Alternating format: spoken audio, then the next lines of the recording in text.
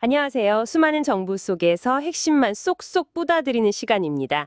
오늘은 청취자께서 직접 보내주신 자료들을 바탕으로 아주 흥미로운 주제 파헤쳐 볼 텐데요.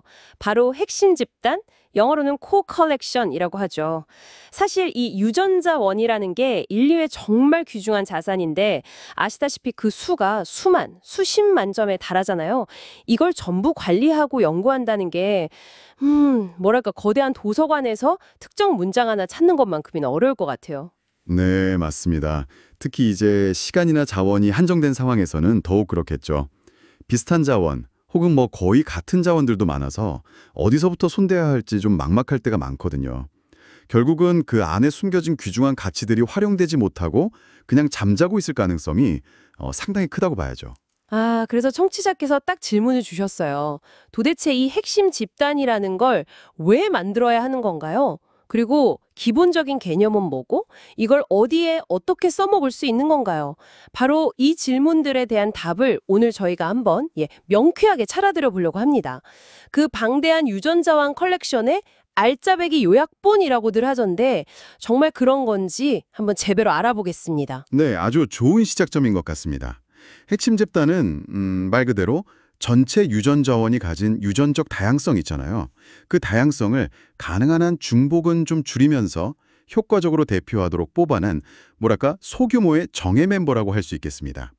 오늘 그 왜 만들어야 하는지, 그리고 기본 개념은 무엇인지, 마지막으로 어떻게 활용될 수 있는지 이 세 가지에 좀 집중해서 이야기 나눠보면 좋겠네요. 네, 좋습니다.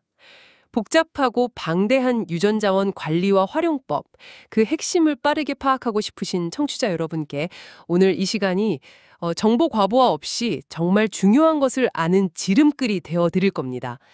자, 그럼 첫 번째 질문부터 시작해 볼까요? 도대체 왜 이 핵심 집단이 필요하게 된 걸까요? 그 배경부터 좀 짚어주시죠. 네, 그 필요성은 유전자원 관리의 아주 현실적인 어려움에서 바로 나옵니다. 전 세계적으로 보면 수백만 점 이상의 유전자원이 보존되어 있다고 하고요. 특정 작물, 예를 들어 그 플렉스라고 하죠. 아마 같은 경우는 한 기관에서만 4만 8천 전 이상을 보유하기도 한다고 해요. 4만 8천 점이요? 와, 한 기관에서요? 네, 한번 상상해 보세요. 이 모든 자원 하나하나의 특성을 다 평가하고 또 안전하게 중복해서 보존도 해야 하고 연구자들이 필요할 때 쉽게 이용할 수 있게 관리하고 이게 정말 어마어마한 비용과 시간이 들어가는 일입니다. 정말 입이 떡 벌어지네요. 4만 8천 점이라니. 근데 아까 그 중복되는 자원도 많다고 하셨잖아요. 꼭 그렇게 다 가지고 있어야 하는 건가요? 좀 비효율적인 것 같기도 하고요. 바로 그 점이 핵심적인 문제입니다.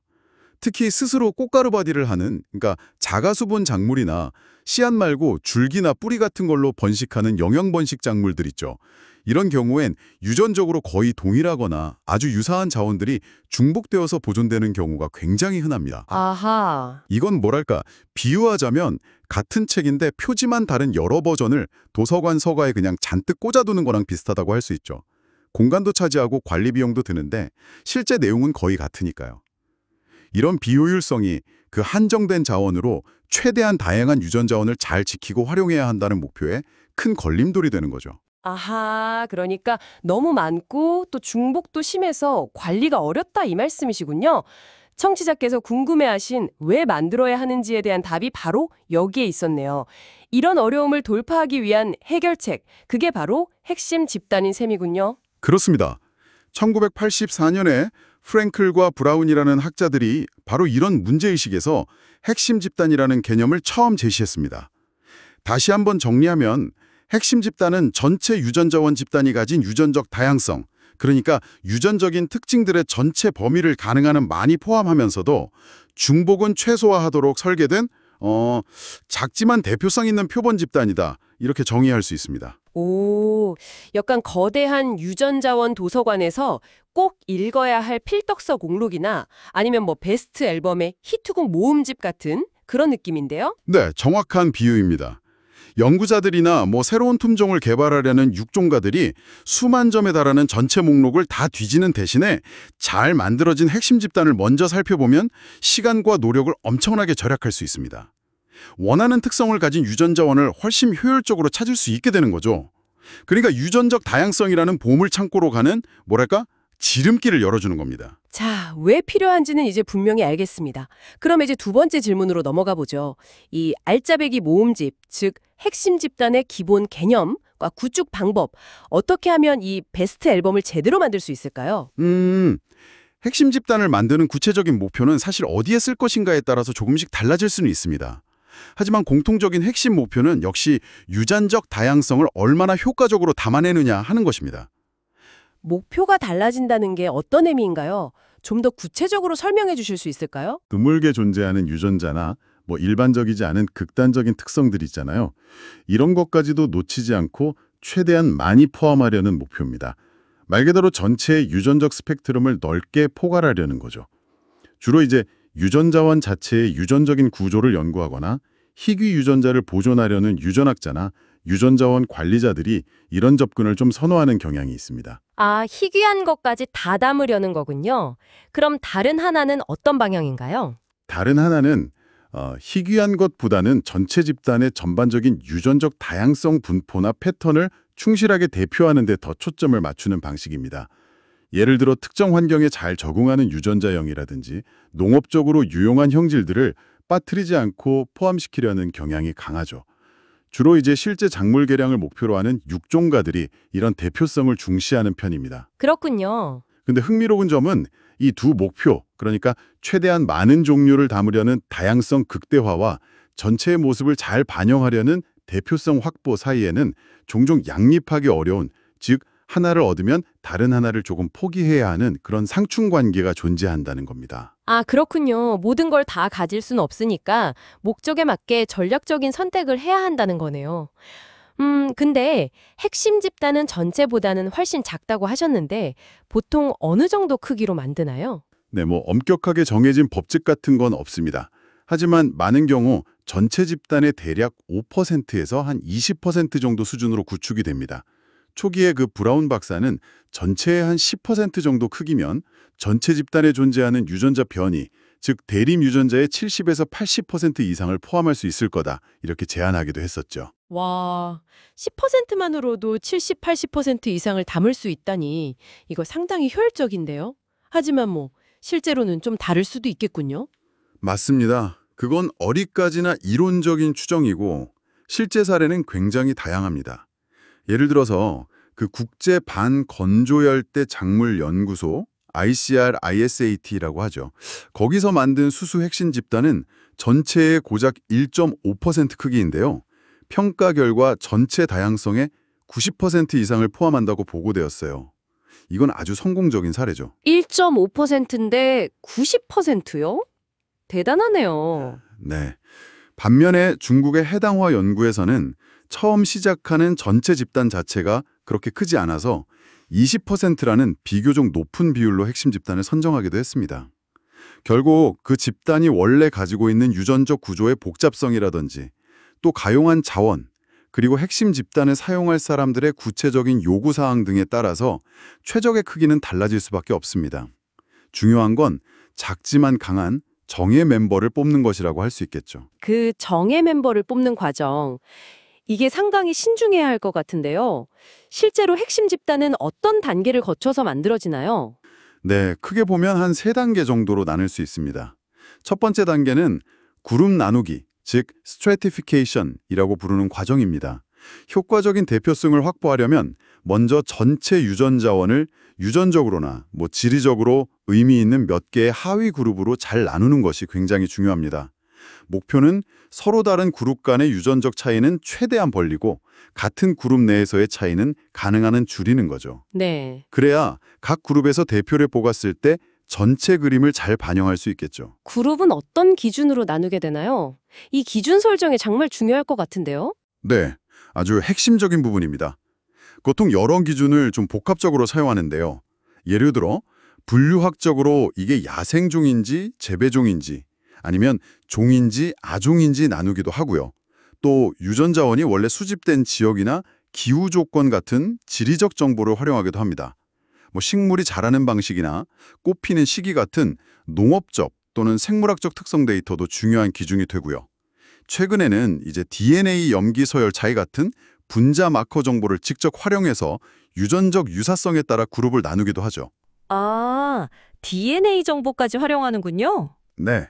예를 들자면 에러지 작물로 주목받는 억새, 미스칸티스 연구에서는 식물 분포구역, 그러니까 식물 구개학적 지역 구문을 기준으로 그룹을 나눴다고 하고요.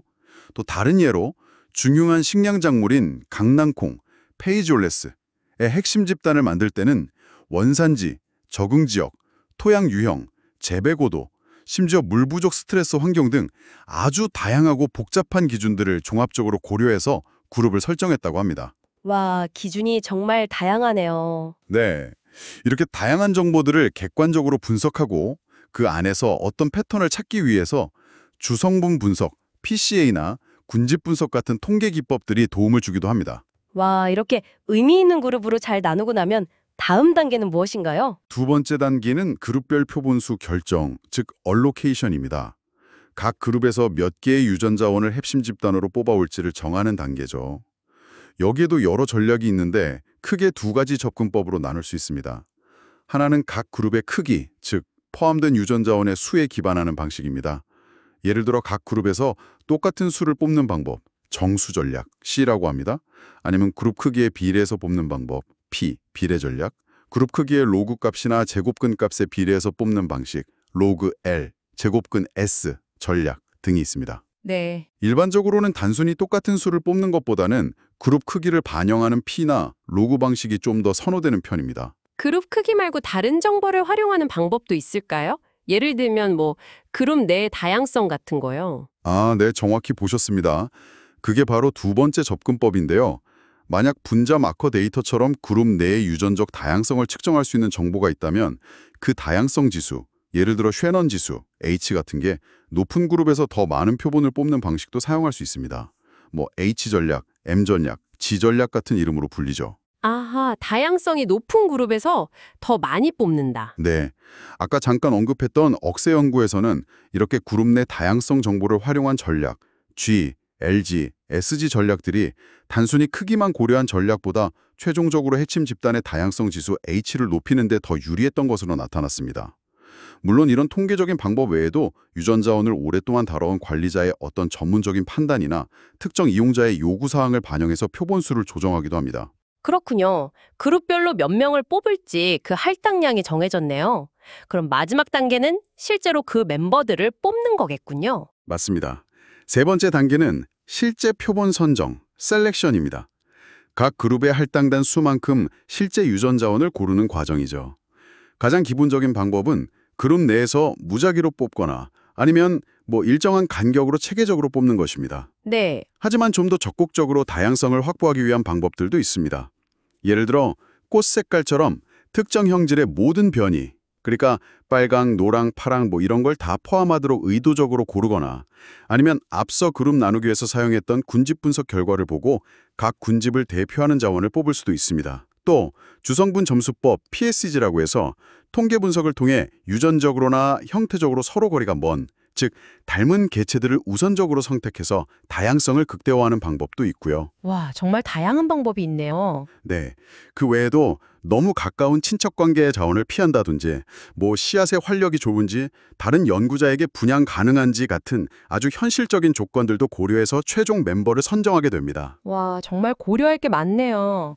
듣기만 해도 좀 복잡한데 요즘에는 이런 과정을 좀 도와주는 컴퓨터 프로그램 같은 것도 있겠죠? 아, 물론입니다. 예를 들어 코어 헌터와 같은 소프트웨어들이 개발되어서 많이 활용되고 있습니다. 이런 도구들은 사용자가 중요하게 생각하는 여러 기준들, 예를 들면 유전자원 간의 유전적 거리라든지 아니면 희귀한 유전자 변이를 얼마나 포함하는지를 종합적으로 고려해서 최적의 핵심 집단 조합을 찾아주는 데 도움을 주죠. 특히 최신 버전인 코어 헌터 3는 앞서 말한 그 두 가지 목표 있잖아요. 전체 집단을 얼마나 잘 대표하는지, ANE 지표 활용, 그리고 핵심 집단 내 개체들이 얼마나 서로 다양한지, ENE 지표 활용. 이 둘 사이의 균형을 맞추는데 좀 더 중점을 두고 있습니다. 아, ANE, ENE? 또 새로운 용어가 나왔네요. 그게 뭔가요? 좀 쉽게 설명해 주실 수 있을까요? 아, 네. 복잡한 약어보다는 개념으로 설명드리는 게 좋겠네요. ANE는 Accession to Nearest Entry Distance의 약자인데요. 이건 전체 집단에 있는 모든 자원들이 핵심 집단 안에 얼마나 가까운 친구를 가지고 있는지를 보는 지표라고 생각하시면 됩니다. 이 평균 거리가 짧을수록 핵심 집단이 전체를 잘 대표한다고 볼 수 있겠죠. 아, 가까운 친구 찾기. 네. 반면에 ENE는 Entry to Nearest Entry Distance인데요. 이건 핵심 집단 안에 있는 멤버들끼리 서로 얼마나 떨어져 있는지를 보는 겁니다. 이 평균 거리가 길수록 멤버들이 서로 닮지 않고 다양하다는 의미가 되겠죠. 아하, 멤버 간 거리 두기. 네, 맞습니다.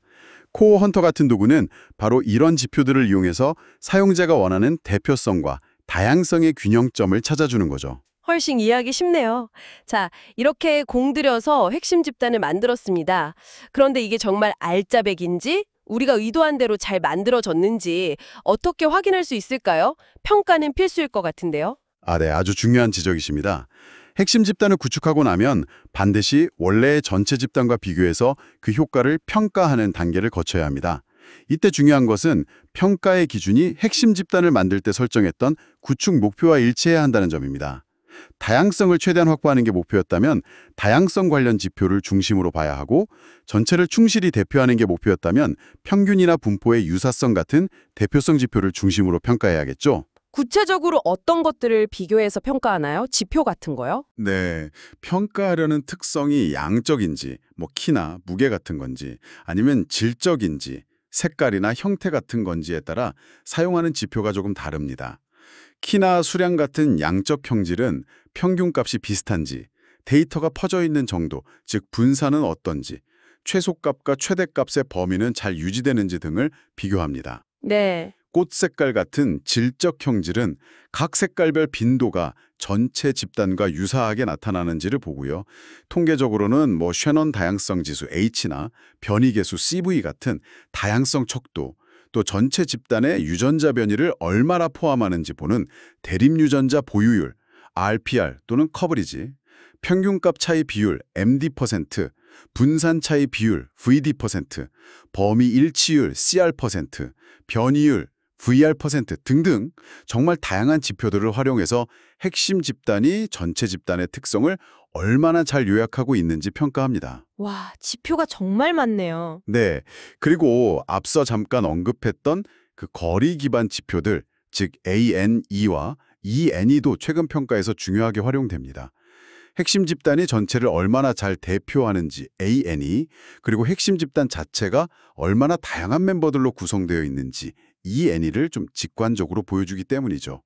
이런 지표들은 여러 특성들을 종합적으로 고려하면서도 결과를 해석하기 쉽다는 장점이 있습니다. 평가할 때 혹시 좀 주의해야 할 점 같은 게 있을까요? 객관성을 높이기 위한 팁 같은 거요? 네, 좋은 질문입니다.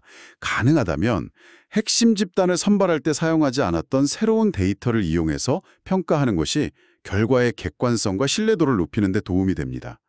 예를 들어서 식물의 겉모습, 즉 형태적 특성 데이터로 핵심 집단을 만들었다면 DNA 정보, 그러니까 분자 마커 데이터를 이용해서 평가해보는 식이죠. 아, 다른 종류의 데이터로 교차 검증을 하는 거군요. 네, 맞습니다.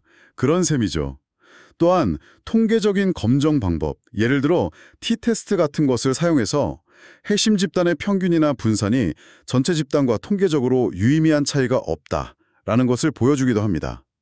앞서 예시로 들었던 중국 해당화 연구에서 바로 이런 방식을 사용해서 핵심 집단의 대표성을 검증했습니다. 자, 이제 마지막 질문이자 청취자께서 가장 궁금해하실 부분일 것 같습니다.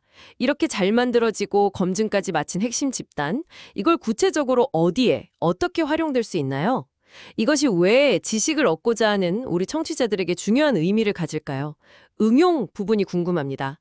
네, 핵심 집단의 활용 분야는 정말 다양합니다. 이것이 바로 청취자께서 궁금해하신 응용 부분이죠. 첫째, 가장 직접적인 효과는 유전자원 관리의 효율성을 극대화한다는 점입니다. 핵심 집단에 포함된 자원들에게 증식이라든지 특성 평가, 안전한 장기 보존 등의 관리 우선순위를 부여할 수 있습니다. 또 핵심 집단을 분석함으로써 전체 컬렉션에서 어떤 유형의 유전자원이 상대적으로 부족한지 소위 갭을 파악하고 보완 계획을 세울 수도 있죠. 관련 정보 관리 역시 훨씬 효율적으로 이루어질 수 있고요. 아, 유전 자원을 직접 관리하는 기관뿐만 아니라 이걸 이용해서 연구하는 연구자들에게도 정말 큰 도움이 되겠는데요. 물론입니다. 두 번째 활용 분야는 바로 연구활동 촉진입니다. 연구자들은 수십만 점에 달하는 전체 집단을 다루는 대신에 관리 가능한 규모의 핵심 집단을 이용해서 유전체 분석이라든지 특정 형질에 대한 심층적인 생리 반응 연구 등 다양한 연구를 훨씬 효율적으로 수행할 수 있습니다. 새로운 평가 방법을 개발하거나 특정 지역이나 그룹의 유전적 다양성 패턴을 연구하는 데에도 핵심 집단은 아주 유용한 도구가 됩니다. 예를 들어 목초로 많이 쓰이는 흰토끼풀, 화이트 클로버의 핵심 집단을 이용해서 식물이 시아나 환물이라는 약간의 독성 물질을 만드는 능력과 기후 조건 사이의 연관성을 연구한 사례가 있는데요. 네. 흥미롭게도 이 연구에서는 핵심 집단이 전체 집단의 지리적, 형태적 특성은 잘 반영했지만 그 시아나 환물 생성 능력이라는 특정 변이에 대해서는 극단적인 값을 가진 개체들을 충분히 포함하지 못했다는 점도 밝혀냈습니다. 이것은 이제 핵심 집단 구축 목표 설정이 얼마나 중요한지를 다시 한번 보여주는 사례라고 할 수 있겠죠? 아, 그렇군요. 목표에 따라 결과가 달라질 수 있다는 점 꼭 명심해야겠네요. 그렇다면 농업이나 실제 작물 육종 분야에서는 어떻게 활용될 수 있을까요? 예를 들어 더 나은 품종을 만드는 데 기여할 수 있나요? 세 번째이자 매우 중요한 활용 분야가 바로 작물 육종 및 개량 촉진입니다. 핵심 집단은 예를 들어 질병에 강한 품종 혹은 가뭄이나 염분 같은 극한 환경에서도 잘 자라는 품종 아니면 맛이나 영양 성분이 뛰어난 품종을 개발하는 데 필요한 유용한 유전자를 가진 자원을 효율적으로 찾아내는데 결정적인 도움을 줍니다. 오, 정말 중요한 역할이네요. 네, 새로운 품종을 만들기 위해서 교배할 부모를 고를 때 핵심 집단을 활용하면 유전적으로 다양한 조합을 시도해 볼 수 있습니다. 이를 통해서 기존 주력 품종들이 가지고 있던 좀 좁은 유전적 기반을 넓혀서 미래의 예측 불가능한 환경 변화나 새로운 병의 충에 대비할 수도 있죠. 특히 최근에 유전체 정보를 활용해서 유전자와 형질 간의 관련성을 밝히는 연구, GWAS라고 하죠. 유전체 연관 분석 연구에서도 핵심 집단은 분석의 효율성을 크게 높여주는 중요한 도구로 각광받고 있습니다. GWAS에도 활용되는군요. 네. 또한 사료작물이나 감자, 고구마처럼 특정 우수개체를 그대로 번식시켜 활용하는 영양번식작물의 경우에는 핵심 집단에서 선발된 우수 자원 자체가 바로 농가에 보급될 품종 후보가 될 수도 있습니다. 와, 들어보니 핵심 집단은 단순히 자원을 효율적으로 관리하는 것을 넘어서 미래 식량 문제 해결이나 농업 혁신에도 정말 중요한 열쇠가 될 수 있겠네요. 방대한 유전 자원이라는 보물 창고를 여는 마스터키 같다는 생각도 듭니다. 네, 정확한 표현이십니다. 전체 집단의 그 방대한 규모에 압도되어서 어디서부터 시작해야 할지 몰랐던 연구자들이나 육종가들에게 핵심 집단은 유전적 다양성이라는 무한한 가능성에 보다 쉽게 접근하고 그 가치를 실현할 수 있도록 돕는 매우 강력하고 전략적인 도구라고 할 수 있습니다. 이것이 바로 핵심 집단이 왜 필요하고 why, 기본적인 개념이 무엇이며 what, 어떻게 응용될 수 있는지 how에 대한 답이라고 할 수 있겠습니다. 네, 오늘 저희는 청취자께서 보내주신 자료를 바탕으로 방대한 유전 자원의 세계를 효과적으로 탐색하고 활용하기 위한 핵심 전략, 핵심 집단에 대해 깊이 있게 분석해 보았습니다. 최소한의 자원으로 최대한 다양성을 대표하려는 아주 스마트한 접근법이었죠. 청취자께서 궁금해하셨던 핵심 집단의 필요성부터 기본 개념, 그리고 다양한 응용 가능성까지 좀 속 시원하게 설명이 되었기를 바랍니다. 네, 핵심 집단을 설계할 때는 단순히 많은 종류를 모으는 것, 즉 다양성과 전체의 특징을 고르고 반영하는 것, 대표성, 사이에서 목적에 맞는 균형점을 찾는 것이 중요하다는 점, 그리고 과학적인 기준에 따른 그룹 나누기와 표본 추출 과정의 중요성을 확인했습니다. 무엇보다 핵심 집단은 한번 만들고 끝나는 것이 아니라 객관적인 평가를 통해 그 가치를 검증하고 또 다양한 연구와 육종 현장에서 적극적으로 활용될 때 비로소 그 진정한 의미를 갖는다는 점을 다시 한번 강조하고 싶습니다. 기후변화, 식량안보, 또 계속되는 질병의 위협 같은 인류가 풀어야 할 숙제는 점점 더 복잡해지고 있습니다. 이런 문제들에 대한 해답의 실마리가 어쩌면 우리가 아직 제대로 들여다보지 못한 방대한 유전 자원 속에 숨겨져 있을지도 모릅니다.